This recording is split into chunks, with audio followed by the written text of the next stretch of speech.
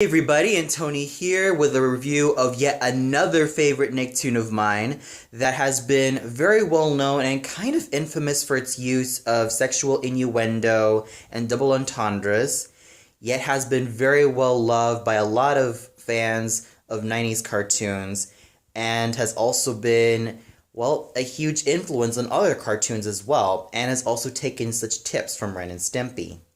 And that is none other than Rocko's Modern Life, which was created by Joe Murray and had such talented writers on the show like Dan Povenmire, Jeff Swampy Marsh, Doug Lawrence, and Stephen Hillenburg. Now, what's worth mentioning about Rocko's Modern Life is that this is a show that has been very well known and kind of infamous to a lot of viewers for its use of sexual innuendos and double entendres. In fact, there were some episodes that were kind of controversial at the time. For example, the episode Leapfrogs, in which Bev Bighead seduces Rocko while Ed Bighead is out of town. Yeah, that didn't really sit well to a lot of viewers, or even to a lot of people very concerned about what their children were watching. Though it was kind of an interesting episode, mostly to show that this was a show that, just like Ren and Stimpy, and was not afraid to go beyond its borders. Also, what's worth mentioning is that the show's writers, like Stephen Hillenburg, Jeff Swampy Marsh, and Diane Povenmire, also did a lot of other things after Rocko's Modern Life. For example, Jeff Swampy Marsh and Dan Povenmire were also writers on Hey Arnold and Family Guy, though in 2007 they created their own show for the Disney Channel, which was Phineas and Ferb, which was a mega hit. And then Stephen Hillenburg went on to create SpongeBob SquarePants. And Joe Murray went on to create Camp Lazlo for Cartoon Network. So it really goes to show you how much of an interesting and very empowering legacy this show really had when it came to its creators and writers, not to mention its voice actors. Tom Kenny started out as Heifer Wolf before moving on to the likes of Dog from Cat Dog and, of course, SpongeBob SquarePants. Carlos Azraqui started out in Rocko's Modern Life and has proceeded to voice several characters in Cat Dog and has also voiced Crocker from Fairly Odd Parents. Doug Lawrence, who was also one of the show's writers, first voiced Filbert, but then in SpongeBob, he ended up voicing Larry the Lobster and Plankton, and among other several characters as well. So this was a show that had such great and talented writers, directors, and voice actors really giving it their all, and it's no wonder why they had a lot more work after this. So with that said, let's get on with what I thought about the story, animation, characters, music, and the voice acting. And the big question is this: does this show still hold up very well to this very day? Or did it not age too well? Let's find out. Now let's start off with the story. Now, each of the episodes involving Rocko's Modern Life involve Rocko getting himself into a lot of tangled up situations and how he has to find a way out of it. Along the way, he encounters a lot of strange and colorful characters, some who would try to mean well for him, others who are quite the jerkasses to him. In fact, there are times that Rocko is almost like an adult version of Charlie Brown, someone who is rather unlucky in life, someone who is rather much of an awkward person in life, and someone who kinda is, well, unsure of what he's doing, which also makes sense because Rocko comes all the way from Australia because, well, he's an anthropomorphic wallaby. Which makes sense given the fact that coming from Australia to America is not really an easy job for him, and considering that he gets himself into a lot of weird and tangled up situations, and even in a lot of situations that a lot of people can face every day. Nonetheless, he's also helped out by his two close friends, Heifer and Filbert, though sometimes their friendship with each other may not always be that tight. You could really see that they have really great chemistry. And even with his dog Spunky now, Rocko and Spunky really do have great adventures with each other sometimes, and with Spunky, he is also a successor to Odie because, well, Spunky is a pretty simple-minded dog, and of course he may not be as stupid as Odie, but at least Spunky does have his charm, just like his predecessor. And that's what I could really say about the story. It chronicles Rocko's everyday life as he goes through certain challenges, both weird and surreal, yet kind of normal as well. And it kind of shows the many weird day-to-day activities that can happen. Like, for example, you have the High Five of Doom, in which they suspect that, well, Heifer and Rocko suspect that Filbert might be an alien, and, well, the fortune cookie episode in which Filbert always gets bad luck, and, well, a lot of other episodes as well that can even delve into the surreal. Not to mention, like I said, this show is also full with a lot of sexual innuendos and double entendres. And there are times that they're kind of subtle with it as well. I mean, sometimes looking back at it as an adult, you kind of realize you can't believe that these people got away with it, which is also the reason why this show is kind of infamous to this very day, but in a pretty interesting way. So overall, the story is actually very engaging, which is also peppered in with a lot of pop culture references, sexual innuendos, and double entendres, which really make this show stand out in the 90s. And then we get to the animation, which is very colorful and has a very pop art feel to the show. And it's actually really nice to look at. Really it's really colorful, it's bright, it's very vivid, and there are no single moments in which they can leave you bored. Not to mention all the splat effects, all the squish and stretch effects are handled very well, which is also a great source of comedy. The physical comedy animated in this show is also really well done and really well animated, which is a huge prop. And, well, this show definitely really does a great job in terms of its animation and how colorful it can be, how versatile it can be, and just how much fun it really does feel like when you're watching it, especially when you go to the moments in which all the characters have these squish and stretch moments, or even splat moments, or even a lot of moments where there are a lot of physical comedy involved. So overall, the animation really does do a great job in terms of the physical comedy aspect and really makes it shine.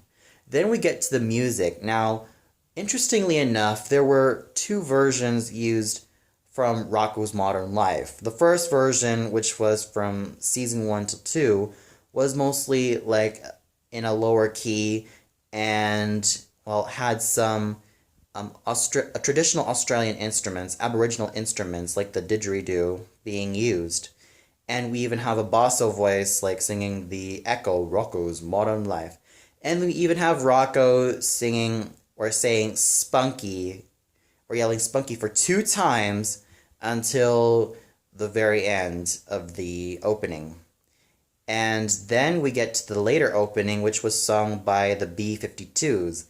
I really love this opening, or this version of the opening, because it's a lot more upbeat and a lot more fun. It really gets me pumped up every single time.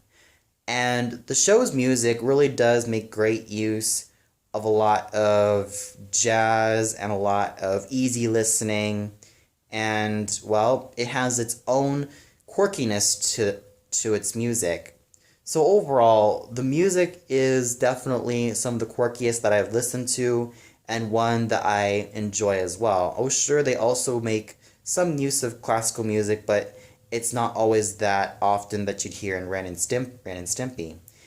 But the music really does fit the show's quirky nature, and it does fit its surreal nature as well. So that's definitely a huge plus on my book. And then we get to the characters. Let's start off with Rocko. Now, Rocko is pretty much the successor of, let's say, unlucky characters like Charlie Brown, or even awkward characters like Doug. Rocko is someone who is a very well-meaning and very awkward type of character who finds himself in very tangled up and weird situations, and even situations that he might end up being in trouble in. Sometimes he doesn't even know how to go through it, and at times he's just rather unsure of how he has to go through it. He's basically the straight man of the show, though at times he is pretty awkward as a character, and at times he does feel rather insecure as a character, but that's what makes him all the more human. Because when you think about it, what makes Rocko a very interesting and very human character is just how he interacts with a lot of other characters as well. He's not perfect by any means. He's awkward, he is almost too nice to a fault, and, well, sometimes he does get himself into a lot of trouble, even when the situation doesn't even call for it. He's very unlucky in life, but he always manages to find a way out through situations that have pretty much affected him. So that's what makes Rocko a very interesting character. While he does have a lot of crap thrown at him, he always manages to find a way out of them and tries to make sure that he doesn't lose his own head at all. And, well, that's what really makes Rocko an interesting character in his own right. And then we get to Heifer, one of the show's major comic reliefs, and probably one of the show's most popular characters. Heifer is a very jolly and very, very euphoric and very enthusiastic steer, who at times is also quite simple-minded as well. He does display moments of brilliance, and he does display moments of how he can be great as an artist and great as a thinker. But other times you just like to see him just chill and just eat chunky puffs in front of the TV. And, well, this is a character that you can have a lot of fun with. I mean, this character is definitely so full of life, so full of energy, in total contrast to Rocko's awkward and insecure nature. Heifer is someone who can just go all out and just have a lot of fun. And sure, Rocko at times can snap from time to time, and Heifer too, but that's what really makes Heifer a really great foil to Rocko. While Rocko is quite known for being kind of insecure and, well, pretty much the everyday nice guy, and finds himself in such really weird and very tangled up situations, Heifer is jovial, he is fun-loving, and there are moments in which he may not always think of whatever he's doing, but at least he's fun as a character. At least he's a character that's really a lot of fun to watch, and someone who can really shake up a party, and someone who you can really enjoy watching on screen every single time. And then we get to Filbert. Yeah, he's definitely another favorite character of mine, but it's also because of the fact that at times this guy is extremely paranoid. He's so obsessed with cleanliness, and he is someone who is even well known for having the running gag of saying that he's nauseous. He's nauseous of a lot of things. He's nauseous when it comes to pudding or porridge or many other things as well. The poor guy has pretty much a nervous breakdown every single time. He's a nervous turtle. At times, whenever the pressure really gets to him, he snaps. But Filbert is also a huge example of Beware the Nice Ones as well, especially in the April Fool's episode. Now, in that episode, when he gets tricked several times, he disguises himself as Rocko's grandma, only to end up pranking Rocko and Heifer, and then going into this huge, thing saying that he's finally got them, and is just so relieved and is so in nirvana. And, even then, Filbert does have a lot of funny moments as well, especially when it came to, him being married to Rocko in order for Rocko to avoid being deported. Yeah, I thought he had a lot of funny moments as well. So, what really makes Filbert a very interesting character is that his major running gag is that he is nauseous of a lot of things. He gets easily nervous. He's someone who can snap whenever the limit really gets to him. And at least he's someone who is also a lot of fun to watch on screen every single time. Mostly because of his interactions with Heifer and even with Rocko. Another running gag from Filbert is that he works several jobs. Like, for example, you see him working in a supermarket. Then you see him working in a comic store. And you see him working in an office. You see him working everywhere. It makes you wonder, how many jobs does this dude have? And, even then, he's still a lot of fun to watch. And he's very much an interesting character. He is your typical intelligent guy, and he's your typical nerd, and he's your typical nerdy character who pretty much knows a lot of things as well, and is pretty much a know-it-all who has these type of tendencies. But he's still a very nice character, and very much a well-meaning character as well. And then you get to the big heads. Let's start off with Ed Bighead. Oh boy. I could not stand this character. There were moments in which he was such an asshole towards Rocko. Granted, he does have some good moments here and there, like the Magic Meatball and Closet Clown. Those are definitely his shining moments. But my gosh, when it comes to the other episodes like Ed Good, Rocko Bad, you really could see how much of an asshole and douchebag he really is. I mean, this guy goes out of his way to become such a prick towards everyone around him. From Rocko to Heifer to Filbert and even to Spunky. I mean, my gosh, was Ed Bighead a character I could not stand so much. But every time Bev comes on in, she definitely knows how to straighten him up. And speaking of Bev, now Bev Bighead, while not the deepest female character I've ever seen in any Nicktoon, is someone who's at least a lot of fun to watch. Of course, she has her moments in which she can be very promiscuous or sassy, but she's a pretty fun character, and she's someone who's quite well-meaning to Rocko, and she's someone who is also the total opposite of Ed Bighead. Now, while Ed is a coward at heart, Bev is definitely someone who has a lot of guts inside her, and someone who is not afraid to be sassy, and someone who's not afraid to show that she's brave enough to do anything that she can. And that's what at least makes Bev a pretty good character in her own rights.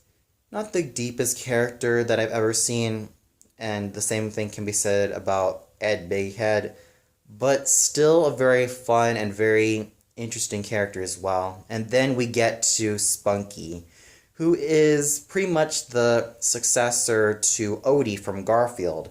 Now, yes, Spunky is a very simple-minded dog, and he's a very fun-loving, very goofy, very jovial, and to Rocko, he's pretty much family as well. I mean, what really makes Spunky a lot of fun is that every time you see his antics on screen, you just want to feel that he's such a very cute character as well, and probably one of the cutest animal characters that you can ever see on screen. And that's what really makes Spunky such an endearing character in his own way. He does remind me of Odie and a lot of other simple-minded characters from different TV shows, but what really makes him almost like Odie and all those other characters is that Spunky also has a charm that makes him very magnetic in his own special way. And then you get to the Chameleon Brothers, by far one of the most entertaining characters in the entire show. These are very goofy and very no-nonsense chameleons who have a very interesting accent and are just a lot of fun to watch and just really have their own quirky moments. And well, you could say that these were definitely the quirkiest characters that I've ever seen in any animated show. And then we get to Dr. Hutchinson, who doesn't really appear in a lot of episodes and is also Filbert's girlfriend, then fiance, and then wife. She's a very quirky character who has the habit of like tilting her head, and then there's a crack that can be heard and it says "gay," and she has a hook on her hand as well. She's a very fun-loving character. She's a character that's very goofy yet kind of down to earth, but she's definitely a character that has a huge impact on me as well. I mean, she definitely knows how to put a huge smile on my face every time I see her on screen. Even the other supporting characters are also very colorful, very lively, and just burst with a lot of energy. And this is all thanks to the phenomenal voice acting. Carlos Alazraqui can really bring out the best in Rocko's awkward nature and also his insecurities, and not to mention the times where he really has to buck up. Tom Kenny brings out a goofiness to Heifer that really makes him lovable and someone that you can really root for. Doug Lawrence, who's credited as Mr. Lawrence, brings out a nerdy insecurity that can be found in Filbert. Charlie Adler manages to bring Ed's really despicable nature and Bev's sultry, sassy, and saucy nature, which really makes these two really work well off of each other. And Linda Wallen manages to bring a certain sweetness and a certain likability to Dr. Paula Hutchinson. And even a lot of the other voice actors really do great jobs, but ultimately, the biggest stars in this show were Carlos Alazraqui, Tom Kenny, Doug Lawrence, Linda Wallen, and Charlie Adler. So overall, this is definitely a show that still holds up to this very day. While the characters are not too deep or meaningful, they still have a lot of fun moments and they still really work well off of each other. The animation is colorful and bright, and the music definitely keeps up with the show's quirky and very surreal nature. With that said, I give this show a 4.5 out of 5 stars. It is definitely worthwhile. Even though the characters are not so deep, they're still very enjoyable, and the situations that every character and even Rocko gets himself into are very enjoyable and just leave you with something to write home about as well. And every single moment in this show, well, just makes you have a lot of fun with every single situation that each of the characters get themselves into. Not to mention, this show was peppered in with a lot of sexual innuendo and double entendres that really at least make the show watchable, and it doesn't involve a lot of shock value involved, which really makes the show really great in its own merit. If you haven't seen Rocko's Modern Life already, then go check it out. If you've seen Rocko's Modern Life and probably seen all 4 seasons of this show, then it's definitely worth the rewatch. Well, that's all for now. Be sure to tune in later, in which I take a look at my top 25 favorite Rocko's Modern Life episodes. So until then, see you later, everybody.